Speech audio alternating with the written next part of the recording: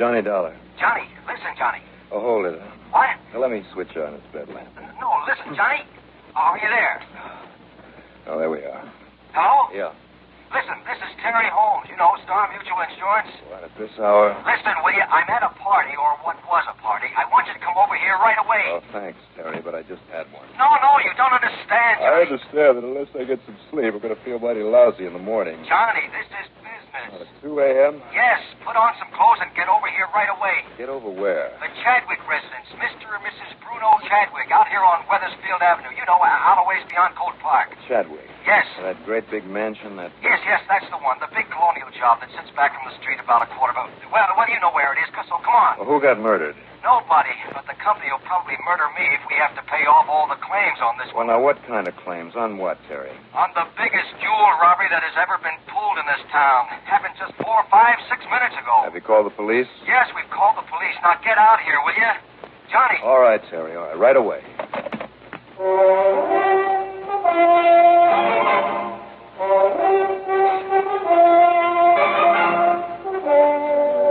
The CBS Radio Network brings you Bob Reddick in the exciting adventures of the man with the action-packed expense account, America's fabulous freelance insurance investigator. Yours truly, Johnny Dollar.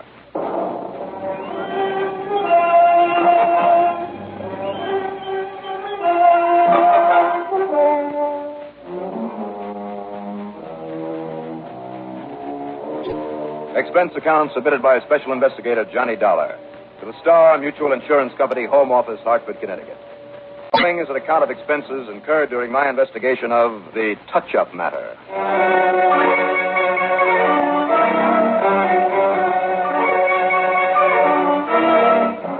Expense account item 1, lack of sleep. I hauled myself out of bed, got dressed in a hurry, and then used my own car to drive to the Bruno Chadwick south of town, just off Wethersfield Avenue. Mansion is right. The big old home is one of the local show places. Must have 35 or 40 rooms. It's just as good as the day it was built. Instead of the butler, Terry Holmes let me in the front door. He led me across the marble floor of the entrance hall and then into a huge mahogany-paneled library.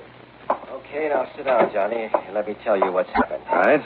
Only hadn't I better check in with the police? Who's in charge? Lieutenant Barney McQuaid. But now listen. Now, where are they? In the music room with the Chadwicks and all their guests.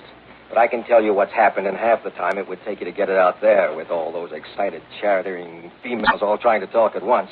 You should hear them. Yakety, yakety, yakety. So what females, Terry? This party's the Chadwicks' 40th wedding anniversary. The guest list, and I don't know how I ever happened to be on it. Well, the guests include most of the ritziest, wealthiest people in Hartford. Real big money. Mr. and Mrs. Lloyd Augustus Brownfield, for instance. Oh, the stock market millions? Yes, and the Fritz Melchiors, the Lawrence Comstocks, Kenneth Gordon Hodge, that old dowager Marianne Hooper, half a dozen more. Just think of money and you've got the whole list. Except for Mr. Thompson B. Thompson. Who's he? Who knows? He barged in early this evening, just about the time the festivities were getting underway. Said he was up from New York and staying at the Pearson Motor Court. You know, the other side of town? Yeah, I know the place. Okay. Said he wanted to talk over a business deal with old man Chadwick. Apologized for not having made a date with him.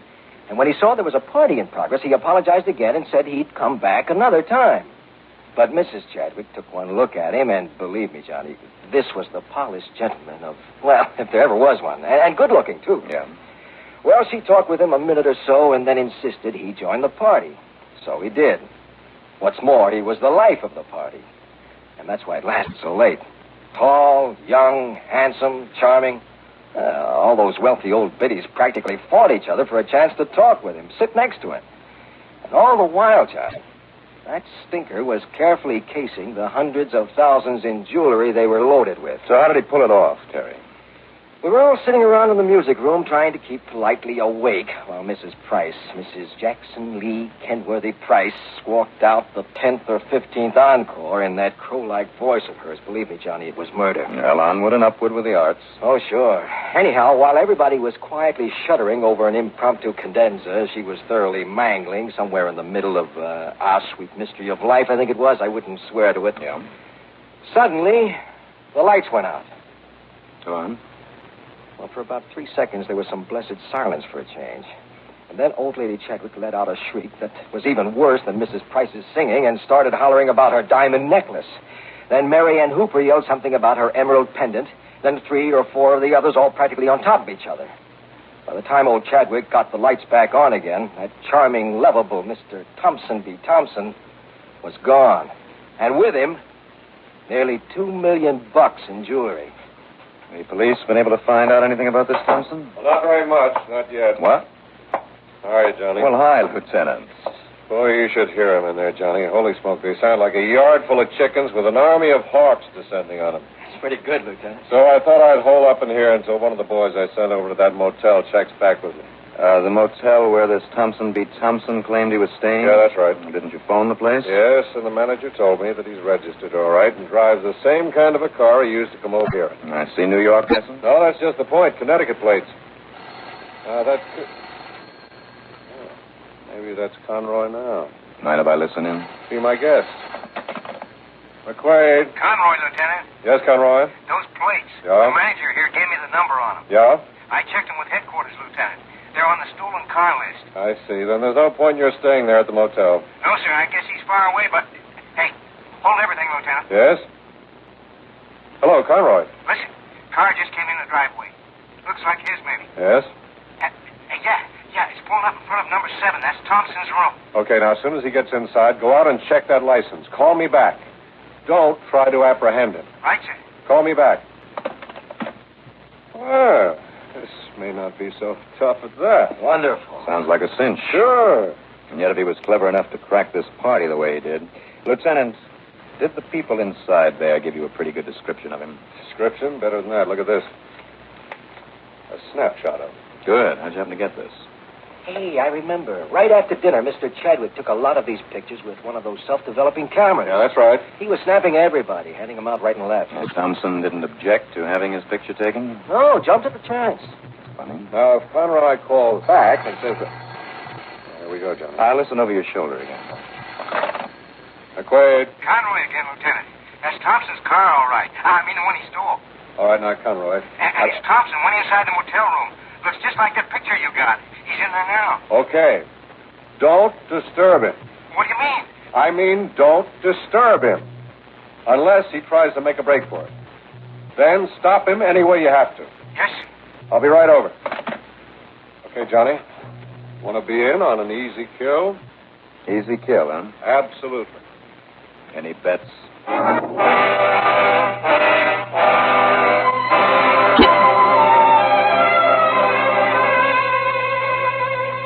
The lieutenant, one of his men, and I hopped into a prowl car and tore on over to the Pearson Motor Court, going into the driveway as quietly as possible, with the lights off.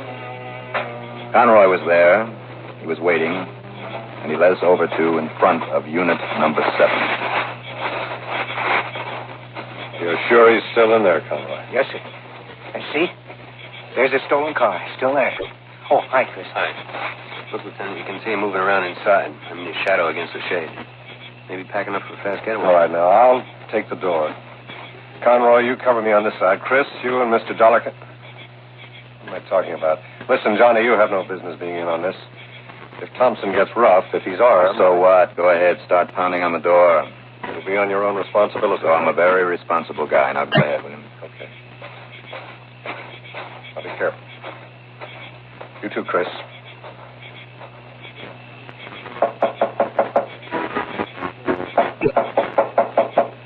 Thompson?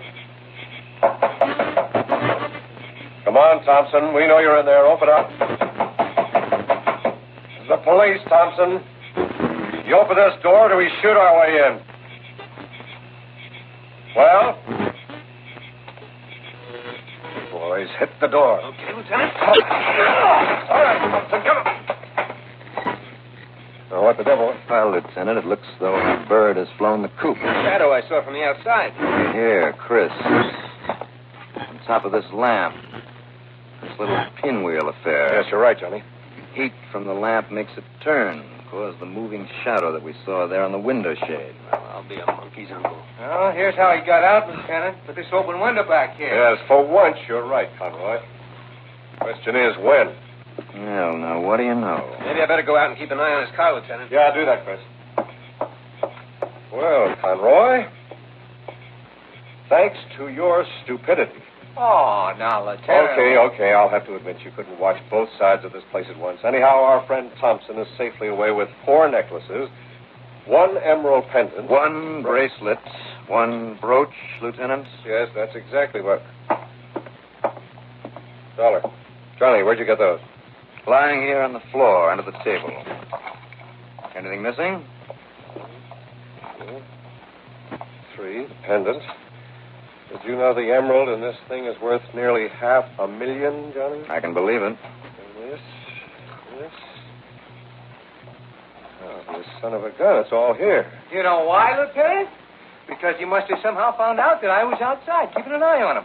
So what happens? He knows he can't get away with it, so he drops the loot and he makes a break. I hate to admit it, Conroy, but you're probably right. For once, your stupidity paid off. Oh, Lieutenant, what do you mean, my stupidity? Well, possibly what the lieutenant means is the way you parked your police car right there at the side of the driveway, where Thompson couldn't but see it when he drove here. Oh, well... Don't bother with excuses, Conroy. There are none for a boner like that. Yes, sir. Well, shall we get this stuff back to the owners?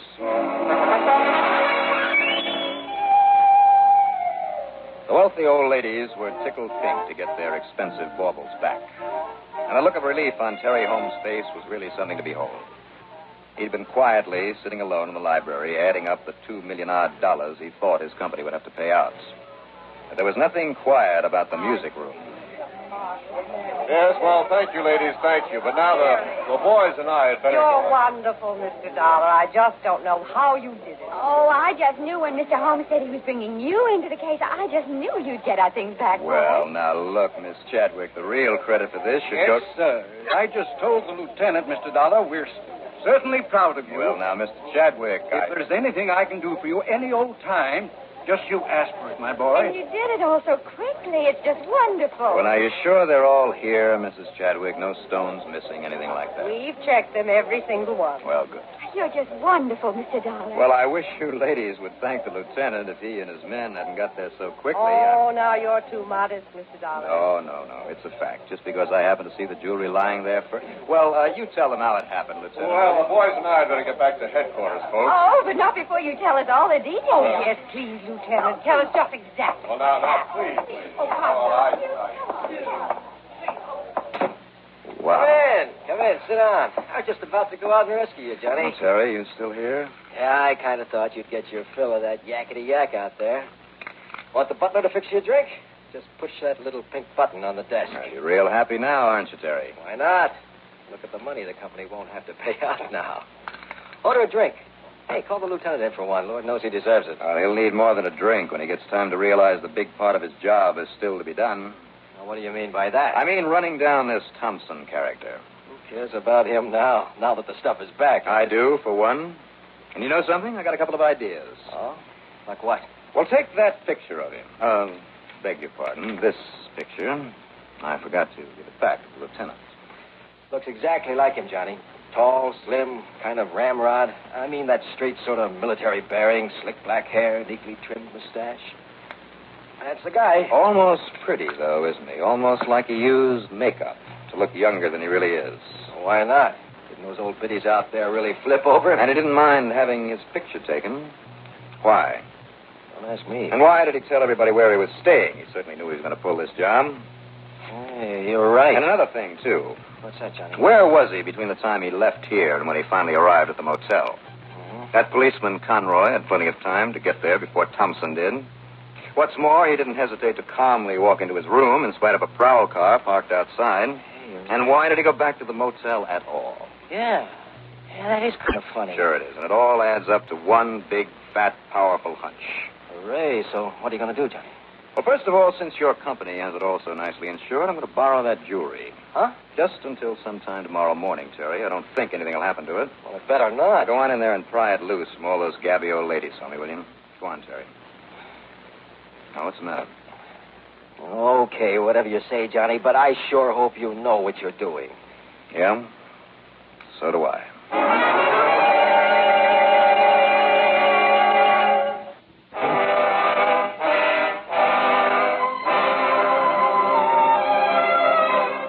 9:30 the next morning, I dropped in at the small store of a jeweler by the name of Caldwell. His eyes almost bugged out of his head when I casually laid the pile of trinkets on the counter and asked for an appraisal. But when he put a loupe in his eye and started to examine them really carefully... No, I can't believe it. Amazing. So beautiful. But I can't believe it, Mr. Dollar. You can't believe what? Paste imitations, but the most magnificent imitations I ever saw. To gain time. And the setting's the work of an artist. Sure, to gain time. What's it? He knew that nobody would ever question these until they were sent in to be cleaned, whatever that might be. Well, I don't understand, sir. So he'd have all the time he needed to leave town quietly without any excitement or any suspicion. Mr. Dollar... This which might not be realized for months. Well, I'm afraid I don't understand. Huh? Good morning, Lieutenant. Miss Caldwell, Dollar, I've been looking all over for you. Yes, and knowing I had the jewels with me, started looking in all the jewelry stores. That's right. Well, I hope not too many of them. What? Here, would you like to return these to the owners now? Sure, only Except for Mrs. Chadwick's. I'll take her necklace back myself. I'll see you, Lieutenant. Well, now, wait a second, I'm Johnny. sorry, but I don't think I'd better waste but any Johnny, time. No. Mr. Caldwell, maybe you'd better tell him about those jewels. I certainly shall. Huh? Now, Johnny!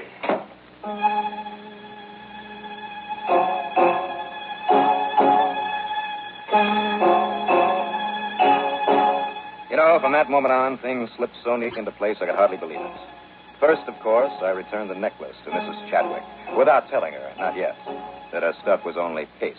And I only wish there was something I could do to show my gratitude. Well, there is, Mrs. Chadwick. Well, what's that, Mr. Dollar? Well, I'd like to borrow that camera that makes the pictures right after you snap them. Why, of course. Also, I'd like to know where you have this fine jewelry cleaned when you do. Oh, at Richter's, that big place on High Street. We wouldn't think of taking them anywhere else. We? Oh, yes, all the ladies you met last night. Oh, thank you very much. What?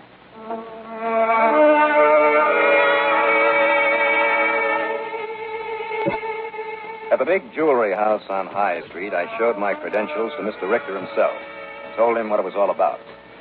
He was a bit shook up for a moment, and then he led me into a large, well-lighted shop at the rear. 18 or 20 highly skilled craftsmen were bent over individual tables, covered with little lathes and grinding wheels and lots of equipment that I'd never seen before. They were creating, or cleaning and repairing, various pieces of fine jewelry, or drawing designs for pieces yet to be made. Richter told the men to pay no attention to me as I walked among them, taking pictures, supposedly a magazine article. And finally, we stopped at the bench of a lean, rather bald man of middle age who was hunched over a vise where he was mounting a huge ruby in a ring. And this is Ernest, very new with us, but one of our finest stone setters. Designs and makes all the mountings himself. Ernest? Don't let us interrupt your work, Ernest. Oh, thank you, sir. We're going to miss you, though, when you leave for that job in Philadelphia, is it? Yes, sir. But I'll be here another week or so, Mr. Richter. Oh, yes, that's right. I think I'd like your pictures standing up, Ernest. Standing, sir? Yes, if you don't mind. Do you? Why, no, of course not, sir. Right next to Mr. Richter, please. And stand up straight, huh? I'm afraid that bending over my work all these years... Oh, come on, stand up straight, like this. I beg your pardon. Good, that'll do it. Mr. Richter, might I ask what this is all about? Now, we'll give this about a minute. I'm afraid I don't understand, Well, sir. don't worry, Ernest, you will. Now, Mr. Richter. Yes? As soon as this picture develops, if one of your artists will do a little retouching for me. Well, of course, Mr. Dollar. What? Mr. Dollar? That's right, Johnny Dollar. The investigator. Yes. Retouching, you said? To put a sort of wig on this picture of you, slick black hair and a trim little mustache, maybe a dark suit. I see. Yeah, I kind of think it'll match the other one, the one that Mr. Chadwick took of you at his party last night, don't you, Ernest? Or is it Thompson B. Thompson? Why, Ernest, what's the matter? You don't look well. Mr. Dollar knows why. Real clever, wasn't it, huh? Get all that priceless jewelry in here for cleaning and make those perfect copies, and then in your makeup and dark suit, you stole the real ones last night, left the phonies behind, and really threw the police off the track. And let's get this picture out of here so we can prove the disguise that you used. No, it won't be necessary, Mr. Dollar. Oh? As they say in the movies, I'll go along quietly.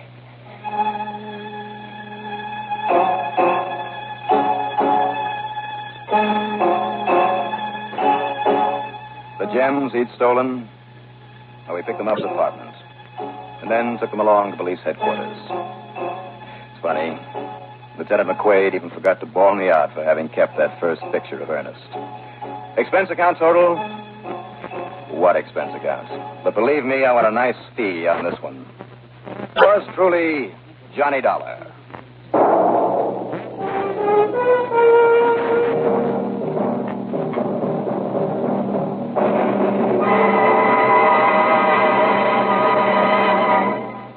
Now, here is our star to tell you about next week's story. Well, next week, what might have been a pleasant trip across the country, if it weren't for a killer gunning for me. Join us, won't you? Yours truly, Johnny Dollar.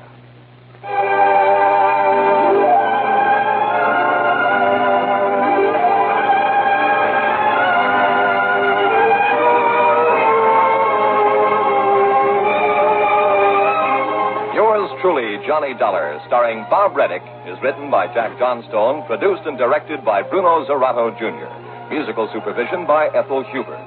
Heard in our cast in order of their appearance were Jim Stevens, Carl Frank, Lawson Zerby, Bill Lipton, Elspeth Eric, Gene Gillespie, Guy Rep, Raymond Edward Johnson, Louis Van Ruten, and Bob Dryden. Be sure to join us next week, same time, same station, for another exciting story of yours truly, Johnny Dollar. This is Wally King speaking. From Hollywood, it's time now for Johnny Dollar. Dr. Bigby here. Dr. Bigby. I'm asking you for the second time now to come out to the Cronin place. I told you last night, Mr. Dollar. The circumstances are different now, a lot different. We don't need a doctor. We need a coroner. A coroner? Where are you calling from? The operator told me the phone out there was out of order. It is. I'm at a forestry station a mile down the road. Jason Prell cut the wires last night before he was killed. Jason killed? Shot to death during the storm. So that's how he ended up. It took a long time, but everything finally comes home. Yes, Mrs. Cronin said the same thing an hour or so before she died. Dolly, too. Her heart, Mr. Dollar? In a way, maybe. The dancing darling. Finally at rest. She... What do you mean, in a way? Dr. Bigby, Mrs. Cronin was murdered.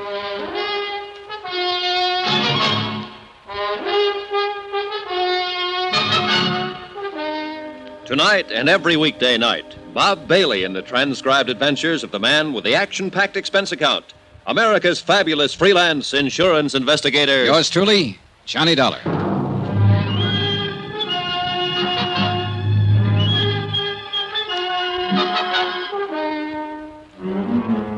From Special Investigator Johnny Dollar at the Cronin Estate, Wells Falls, New York, to the Home Office, Surety Mutual and Trust Company, Hartford, Connecticut. Assignment, the Cronin matter. Expense account, final page. Item 13, 10 cents. A half pack of cigarettes I left with a farmer who gave me a lift back from the forestry station. The price of my own feelings at the moment would have been lower. About 8 cents lower, in fact. I brewed another pot of coffee and sat down to wait for Bigby. But this time I laced the coffee with brandy. The sun was up by then, clear of the horizon, bringing a bright new morning and a brand new day. The storm was long over, and the world sparkled and danced. But too much of the night was still with me, and the past still too much alive. And yet, maybe Dolly Cronin was better off. She was a part of that past now, where friends were always true, and every minute of life was even more wonderful than the last one. And where she was still and forever, the dancing darling. Good morning, Johnny. Oh, hi, Sylvia. I'm in the coffee business this morning. How about it? Please. Having yours with cream, I see. Yeah, bad night. Shall I make yours the same way? Right. I had a bad night, too. Thanks. You look real beat, Johnny. Couldn't be any beater. Something pretty terrible happened last night, didn't it? Yes. Jason Prell is dead. Oh. And Dolly Cronin is dead. Oh, no. I loved her, Johnny. I didn't mean what I said last night about life always having been too easy for her, and you were right. It was just being frustrated, tied in knots and covering up. I loved her. She was sweet. Yeah, she was quite a girl. She had something, I don't know. She had love. She loved people, and they loved her in return. Maybe so. Anyway, I guess this belongs to you now. The necklace? The circle of fire? What do you mean it belongs to me? She made a will last night. I witnessed it. She left the necklace to you. I just can't believe it. Johnny, can I put it on? Why not? It's yours. She wanted you to have it. You look good in it. I just can't believe it, Johnny. Well, before you get carried away too far, maybe you'd better brace yourself. Oh, it's not mine after all. Oh, it's yours, all right. But it's not real. What? It's a good copy, worth maybe $400 or $500, but that's all. Well, I don't understand. It's so well known. The circle of fire. It's been written up over and over. Yeah, from old records. But nobody's really examined it for years, since before Barnaby Cronin died. It's been locked up in a bank vault until I took it out. Was there ever a real one? Yes, originally. But it was broken up and disposed of years ago. Jason Prell knew it. Was in on the substitution, I suppose. That's why he was so desperate to steal it from me and get rid of it before I found out it was a copy. He knew that if that deal came to light, it would call attention to some of his other activities, worse ones. What do you mean? Prell had complete charge of Mrs. Cronin's estate. He told me it was worth practically nothing. But according to records I saw in New York, it amounted to over $1 million in the beginning. He was stealing her blind all these years. Oh, it was easy. She was alone in the world, knew nothing about business. She trusted him, thought he was her friend. She trusted everybody, much too much. Well, she sure trusted the wrong ones, including her husband. Barnaby? Sure. What do you think disposed of the necklace and slipped her a copy after making such a big deal out of his fabulous wedding gift? A phony. And she worshipped him. The king. In her book, the man who could do no wrong. Well, in the business book, he didn't do much else but wrong. According to the records, most of his deals were pretty shady. Especially after he and Prell teamed up. Yes, Miss Atherton? Dr. Bigby is here to see you. All right, show him in. Mr. Dollar, I wouldn't believe too much of what he says. He's a chronic drunk. Yes, I remember you telling me. Show him in. Yes, sir. Well, I was just thinking, Johnny. Mrs. Cronin didn't know any of this, I assume. No, she was safe in her dream world. And she thought she was giving me the real necklace. That's right. It's crazy. And kind of wonderful, isn't it?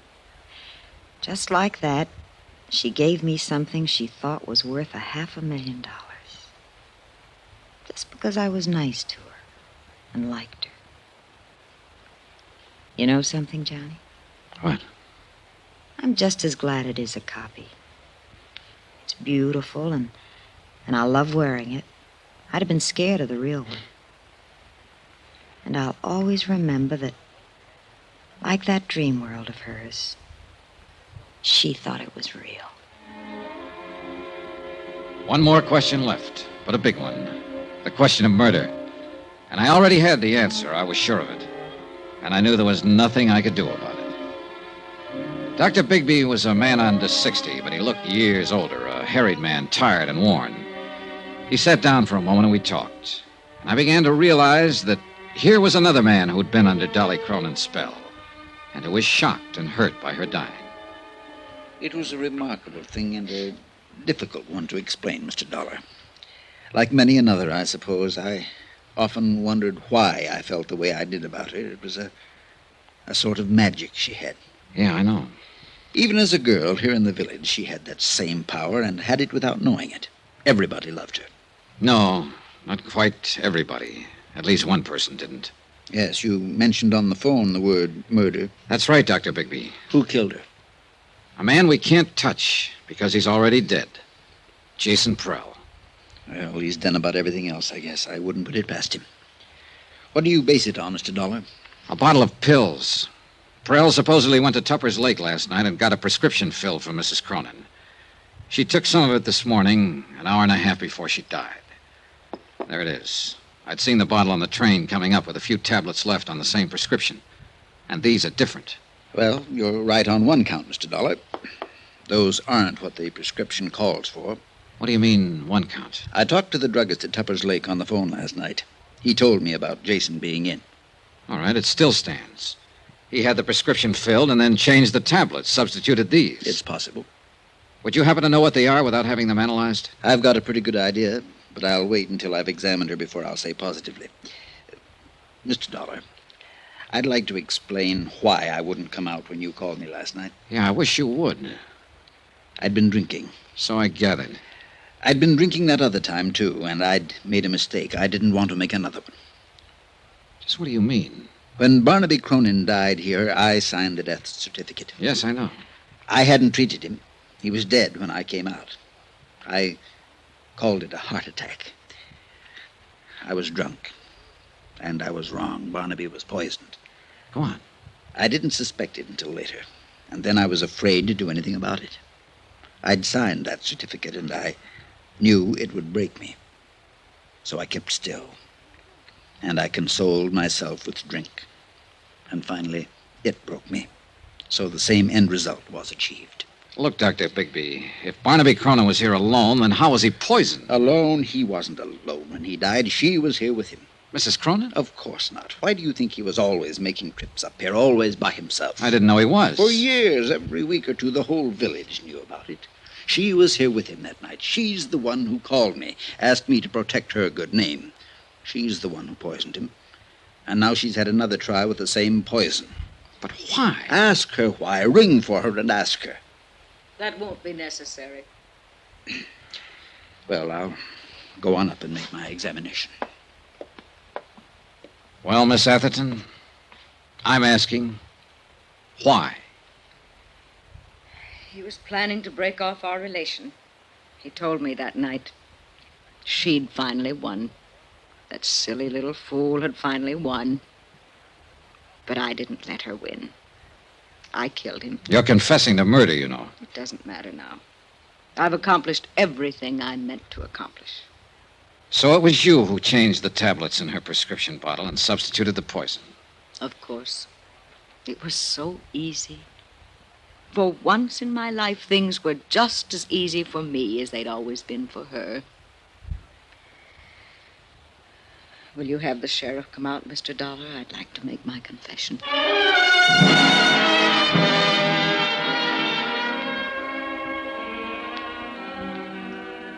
It's odd how things work out sometimes, Mr. Dollar. Yeah. Mrs. Cronin said something like that last night. I was pretty certain when you showed me the tablets, but I wanted to make my examination first. What do you mean? After Barnaby died and I started to suspect Miss Atherton, I managed to steal the poison from her in order to analyze it. I substituted harmless tablets of the same general appearance. And those are what she's kept all these years? What she gave to Mrs. Cronin? That's right. They were perfectly harmless. But in that case... Dolly Cronin died from a heart condition. The tablets had nothing to do with it. In a sense, Dolly died the same way she lived, from natural causes. Expense account item 14, $83.90. Incidentals and transportation from Wells Falls back to Hartford.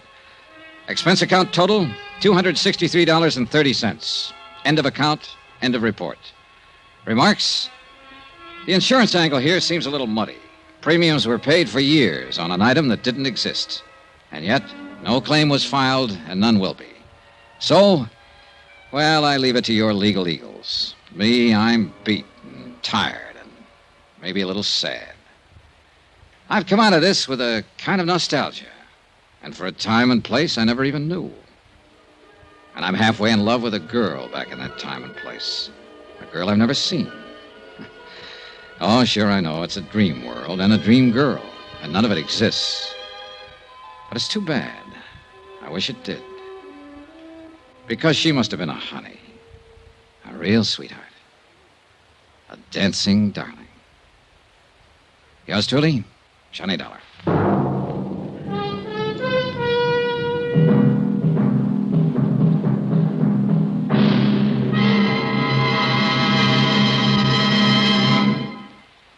Remember, please, there'll be a new exciting story on Johnny Dollar beginning next Monday. Next week, the story of a man worth $50,000 who didn't have a cent to his name.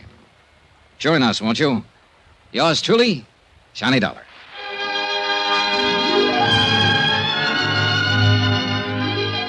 Yours truly, Johnny Dollar, starring Bob Bailey, is transcribed in Hollywood. Written by Les Crutchfield, it is produced and directed by Jack Johnstone. Heard in this week's cast were Virginia Gregg, Shirley Mitchell, Vivi Janis, Barbara Fuller, Benny Rubin, John Daner, and Parley Bear. Musical supervision by Amerigo Marino.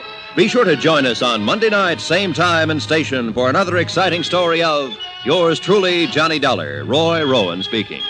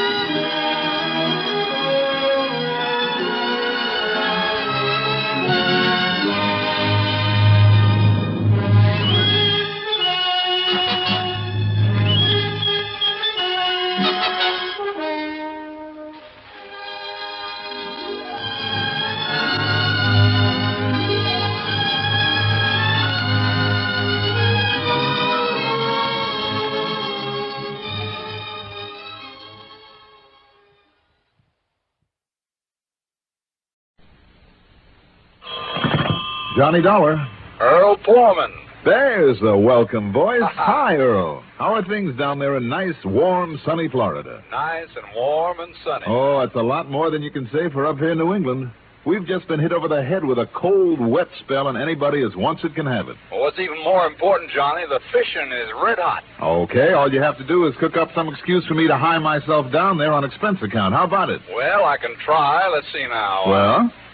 One broken ankle. What? I said one badly busted ankle. You think that'll do for it? For what? The excuse you want to come down here and take over a little chore I'd handled myself except for this bum ankle of mine. Earl, if you really have a broken ankle, I'm sorry to hear it. I really have. What is this little chore that you're talking about? A visit to one of our clients. Lives down the road a piece. You want me all the way down there just to call on a client? Why not? You think the home office would okay all my expenses just for that? When I remind them of all the thousands, maybe millions you saved them over the years, Here.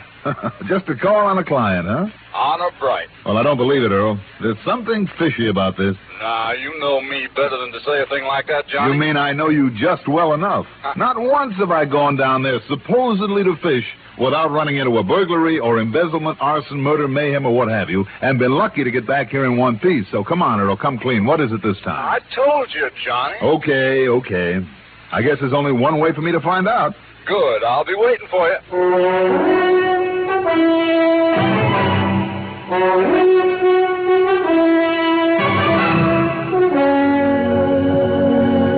The CBS Radio Network brings you Mandel Kramer in the exciting adventures of the man with the action-packed expense account, America's fabulous freelance insurance investigator, yours truly, Johnny Dollar.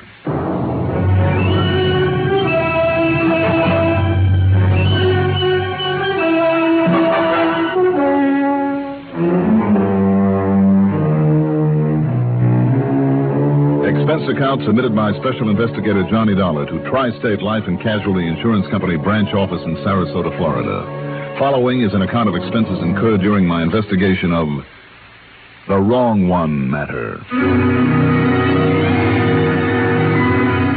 Expense account item 1, $87.70 for a cab to Bradley Field, then plane fare to New York to Tampa to Sarasota. Item 2, $3 for a taxi to the office on Main Street that Earl Pullman shares with Don Boomhauer, a prominent realtor in those parts. Earl, the lower part of his right leg in a plaster cast and a crutch under his arm, hobbled around pretty uncomfortably.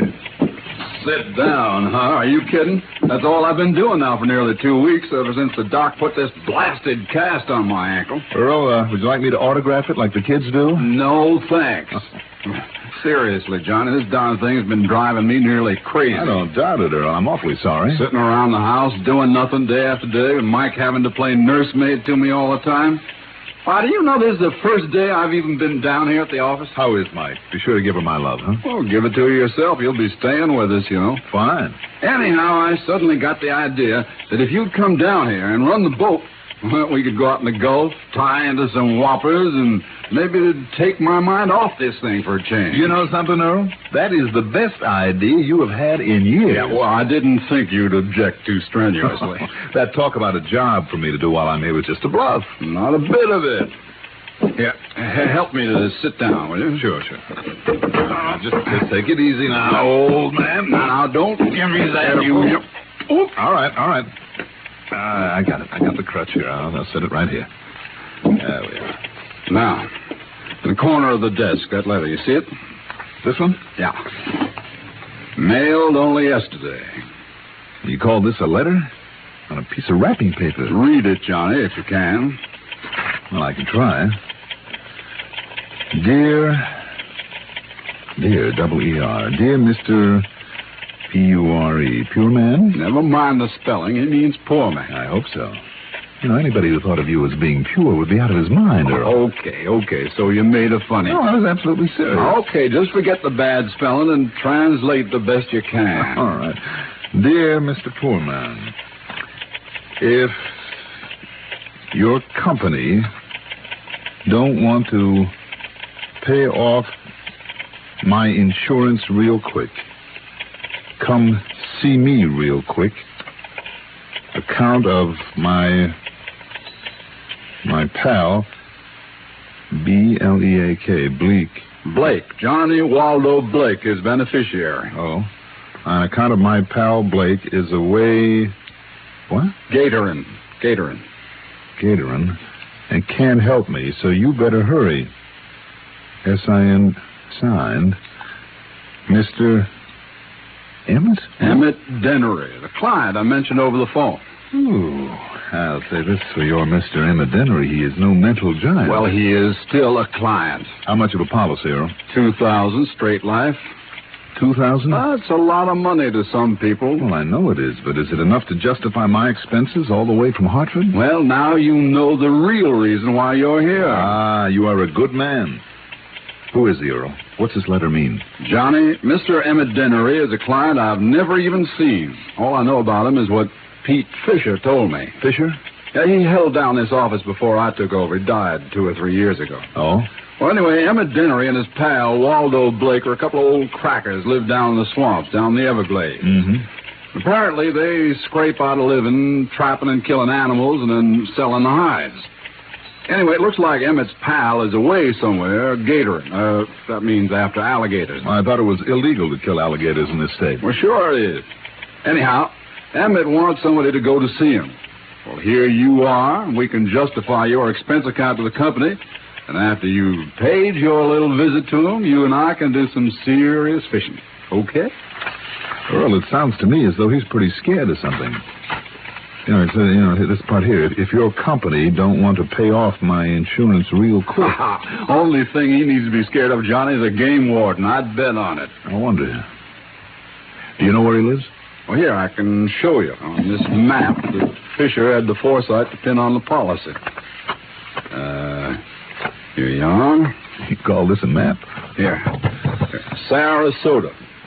I'd never know it. And here's Fort Myers, so this has to be the main highway, the Tamiami Trail. Mm-hmm. And this, well, maybe it's only a wagon track right into the Everglades.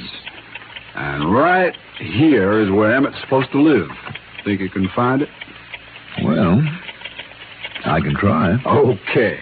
Now, you take my car, drive me home, and then get on your way. And as soon as you get back here, if it's still daylight... Earl. Yeah? If I remember right, this Everglades country can be pretty dangerous in spots for somebody who doesn't know his way around. Oh, you make out all right. You did the time before, didn't you? Oh, sure. So, what do you got to worry about? You tell me.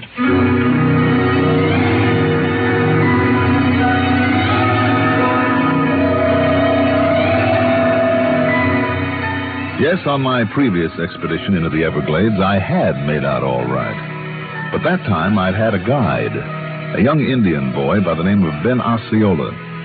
Which, by the way, brings up an interesting point. Nearly all the Indians who inhabit that section of swamp call themselves Osceola. It's a long, famous name among the members of the Seminole tribe. At any rate, if I could find him again, and according to the map Earl had given me, the chances were pretty good. So, after dropping Earl off at his home on Oyster Bay and staging an impromptu, passionate love scene with his wife, Mike, who is a living doll, and Earl on his crutch couldn't do a thing about it anyway except howl with pretended rage, I got behind the wheel and headed south on 41, the Tamiami Trail. At Fort Myers, I turned left on 82 into the Everglades and headed right into the middle of the big cypress swamp country. A few miles below Sunnyland, I found a pair of wagon tracks that the map had shown barely passable in the car I was driving. But this was all to my liking because I was in the same part of the swamp that I'd been in once before during the previous assignment. There in a clearing on the edge of a sort of a bayou was a little unpainted house. And from it a tall, husky young Indian emerged. In his hands, aimed straight at the car and at me, was a .30-30 rifle. Wait a minute. Aren't you Ben? Ben Osceola? You call me Ben? Sure. Don't you remember me? Mr. Johnny. That's right. Johnny Dollar. Remember?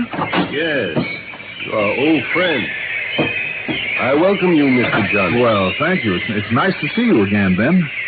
And I wonder if you can help me again. If I can, Mr. Johnny, I will be glad to. Ben, I'm looking for a man by the name of Emmett Dennery. You, want to see that old man? Yes. Does he still live around here somewhere? So far as I know. Well, good. But he is not our friend. Oh? You Indian people, been having some trouble with him?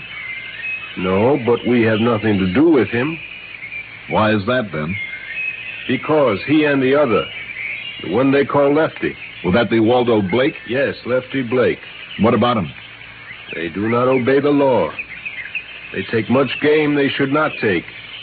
They live and hunt on our land, our Seminole land.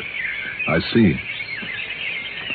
Ben, have your people been getting rough with them? No, Mr. Johnny. But we stay far away from them. We do not wish to soil our hands or minds by any contact with them. They are taboo. What you're saying, then, is that if somebody is bothering Dennery, it is not your people. That is right. And you say that in spite of the way you seem to feel about him? Yes, Mr. Johnny. When did you last see him, Ben? Many years ago, as a child. At least I think it was. How do you mean? They looked so much alike that few could tell them apart. Oh? I see. Ben, if you still have an airboat that can ride out over this swamp, have you? Back in my house. Well, can I hire you to take me to where Emmett Dennery lives? No, Mr. Johnny. No? I must not go there. It's taboo among my people. I see. Well, look, just look here now, Ben. If this map means anything, it can't be too far from here. And you can take my airboat yourself. All right. And I'll pay you for it. Well, that is not necessary. Oh, it is as far as I'm concerned. Here you are. Would 20 be enough? Thank you. You will buy many shoes for my children. Well, I'm glad, Ben. You can give me some directions. This map, I'm afraid, isn't too good. Oh, yes. I am sorry I cannot go with you, Mr. Johnny. Well? It might be better if I could. What do you mean by that, Ben? From what I have heard about these men, you must be very careful.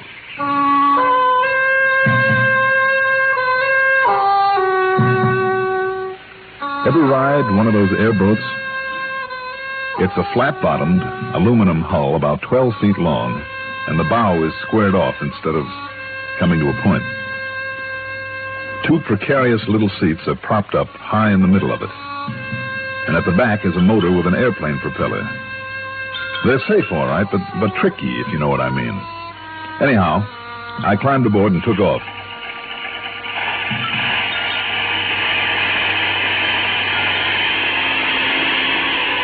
And brother, I mean took off. It's quite a ride, believe me. That half planing, half skipping over the shallow water. Perched up there on the spindly seat, I kept waiting for it to flip as I tore on out across the bayou, then wove my way through a network of narrow little rivers, over spots that in some places were nothing more than wet swamp grass. No wonder an ordinary underwater propeller couldn't be used. The darn thing would be hung up in the weeds and grass in no time. Every now and then I had to swerve quickly to avoid a half-submerged log. Or was it a huge alligator? There were more rattlesnakes and cottonmouth moccasins out there than I'd ever seen before. All sorts of animal life and thousands of birds that rose in alarm as I fairly plowed through them. Finally, I came to a couple of acres of high ground, of brush and trees that stuck out like an island there in the middle of the swamp. At one end of it was a decrepit old clapboard shack, surrounded by row after row of drying frames with skins on them, mostly the hides of raccoons and alligators, curing in the sun. There was no one around. At least there was no one inside. As I beached the airboat as close to it as possible, jumped off, and headed for the old cabin, I wondered if Emmett Dennery, like his pal Leslie Blake, was somewhere out in that swamp, gatoring, collecting game. The reason Dennery had given in his letter for being alone, for needing help. I didn't have to wonder for long. Mr. Dennery? Mr. Dennery? Anybody here? Hello? Well, let's see now. Oh, good. Seems to be open.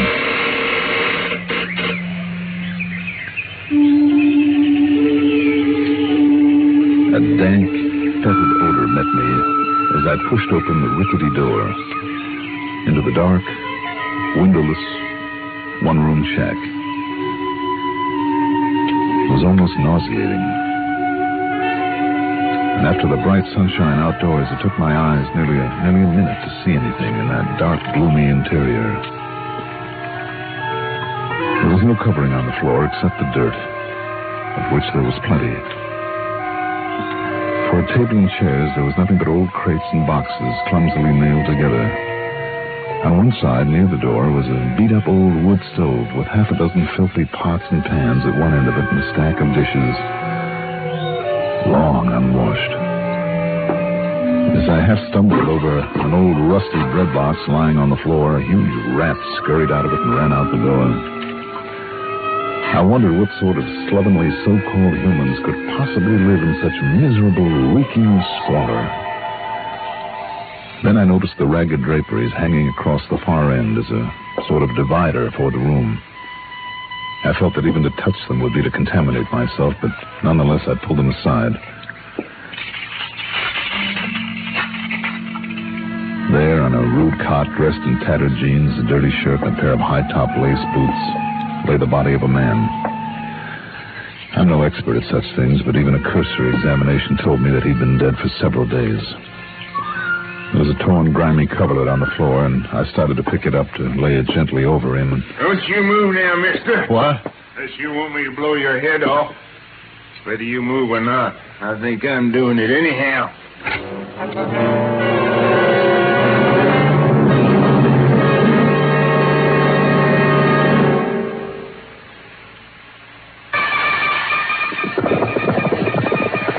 Hi, sports fans. This is Pat Summerall, glad to be back with the Frost on the Pumpkin and other signs of the football season. Monday through Saturday nights on this CBS radio network station. Let's join forces for a sports time rundown on the grid scene and the other major sports. Don't forget now, every night but Sunday, this is your address for sports time, presenting all the latest in the world of sports. The name of the game, again, Sports Time, right here.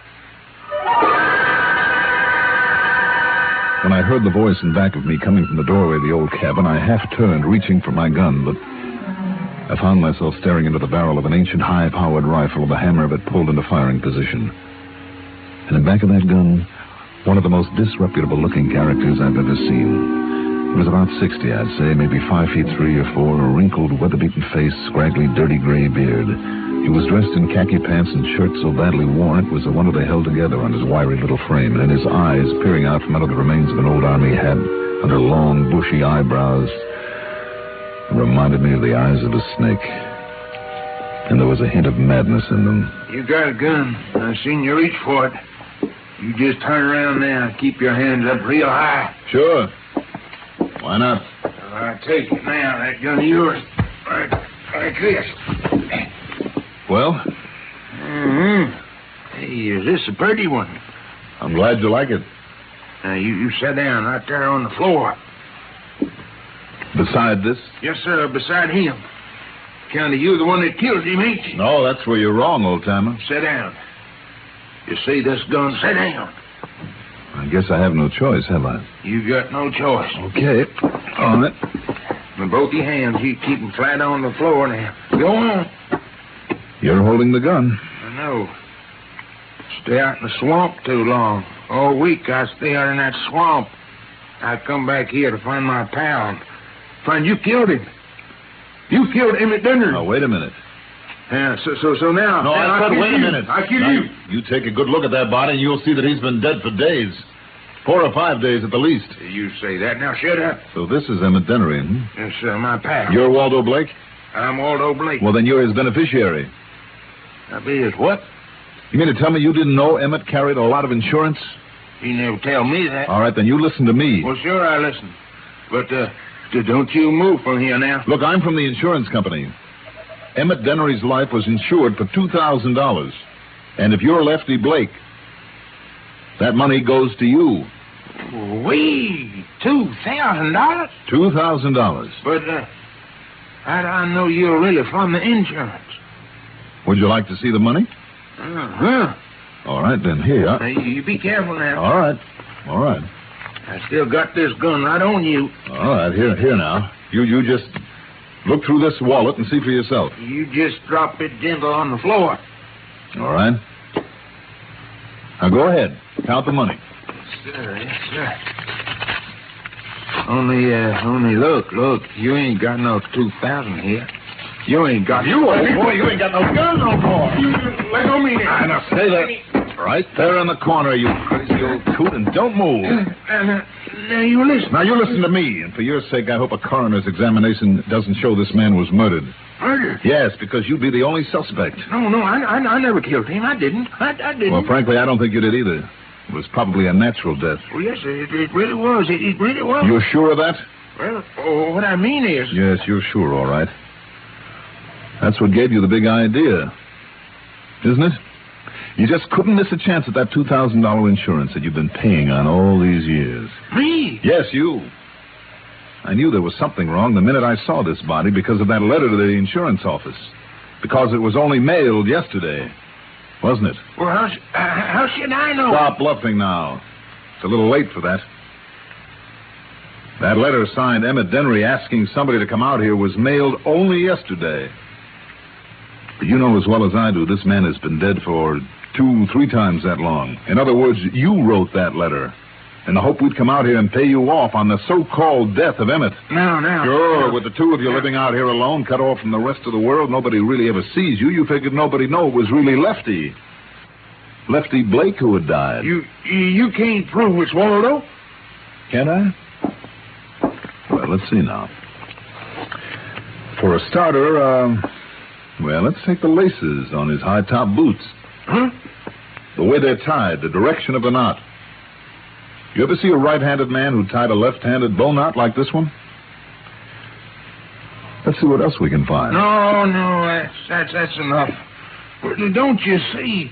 After all the years of me paying out on that insurance, having Waldo die first, nobody else to leave it to. You could have cashed in that policy legitimately and probably have got back most of what you put into it. But now, after the switch you've tried... Oh, me. What'll they do to me now? For attempted fraud? Plenty. But that's up to the company. Oh, Lordy, what will they do to me? You better come along with me and find out. Emmett Dennery.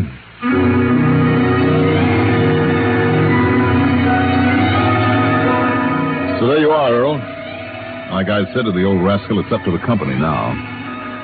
As for the total on my expense account, well, let's wait until I can sort up the cost of all the fishing we're going to do. Okay? Yours truly, Johnny Dollar.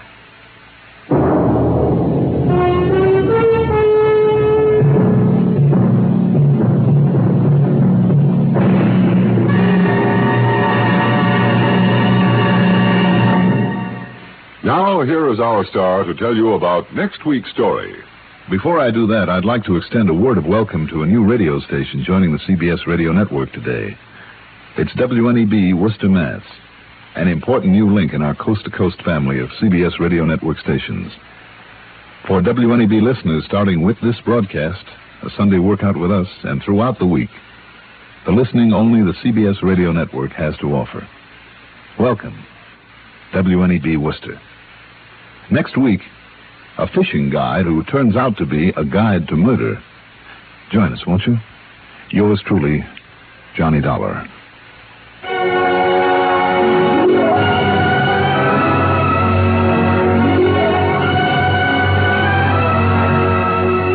Yours truly, Johnny Dollar, is written by Jack Johnstone, produced by Bruno Zerato Jr., directed by Edward Oates, music supervision by Ethel Huber. Johnny Dollar is played by Mandel Kramer. Also featured in our cast were Martin Blaine as Earl Poorman, Bill Lipton as Ben, Jim Bowles as the Man. Be sure to join us next week, same time, same station, for another exciting story of yours truly, Johnny Dollar. This is Art Hanna speaking. History from where it breaks, nightly in The World Tonight on the CBS Radio Network. This is WROW Music, Albany, New York. Do you know a new family just moving to your neighborhood? Welcome Wagon would love to welcome them. Welcome Wagon helps all new neighbors to feel welcome and wanted here in the Capital District. Each gracious Welcome Wagon hostess brings baskets of gifts from Tri-City merchants. She brings greetings from the community to these newcomers, answers questions everyone wants to know about the Tri-Cities. You can make sure your new neighbors benefit from Welcome Wagon service. Just call State 59640 and give the Welcome Wagon hostess the name and address of your new neighbors. She'll call on them and present them with a basket of gifts from civic-minded businessmen. You'll be helping your neighbor and your Welcome Wagon hostess who carries on this valuable community service. In the Albany, Troy, Schenectady metropolitan area, call State 59640. That's State 59640 for Welcome Wagon.